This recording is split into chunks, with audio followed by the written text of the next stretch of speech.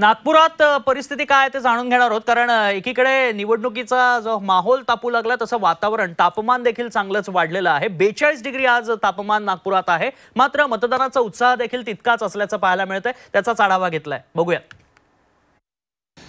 नागपूर लोकसभा मतदारसंघात मतदानाचा उत्साह सकाळच्या सत्रात जोरदार असा दिसून येतोय। नागपुरातील दक्षिण पश्चिम लोकसभा विधानसभा मतदारसंघातील सरस्वती विद्यालयाच्या परिसरामध्ये लांबच्या लांब रांगा आपण बघू शकतो। खरं तर ऊन तापण्यास सुरुवात झालेली आहे। 9 नंतर उन्हाची तीव्रता वाढत जाणार, पण तत्पूर्वी मतदानाचा हक्क बजावण्याकरता मोठ्या संख्येने मतदार बाहेर पडलेले दिसत आहेत। काय भावना आहे, तुम्ही मतदान केलं?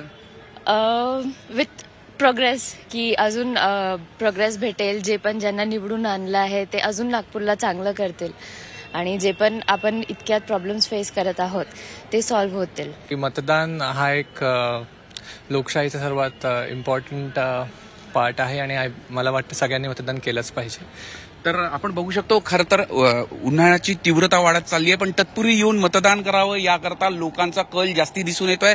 नागपूरच नव्हे तर रामटेक किंवा पूर्ण विदर्भात, पूर्ण पूर्व विदर्भामध्ये हा कल दिसून आलेला आहे, कारण की उन्हाची तीव्रता वाढत चालली आहे। पारा कुठेतरी 42 रेषापर्यंत जात आहे। तत्पूर्वी येऊन झटपट येऊन मतदान करावं, आपलं कर्तव्य पार पडावं या दृष्टीने लोकांचा कल जो दिसतोय तो पूर्णपणे सकाळच्या सत्रात मतदानासाठी दिसून येतोय। आणि त्याच दृष्टीने या संपूर्ण लांबच्या लांब रांगा आहे ते सरस्वती विद्यालयाचा संपूर्ण परिसर आहे, तिथे या संपूर्ण लांबच्या लांब अशा रांगा लागलेल्या दिसून येत आहे।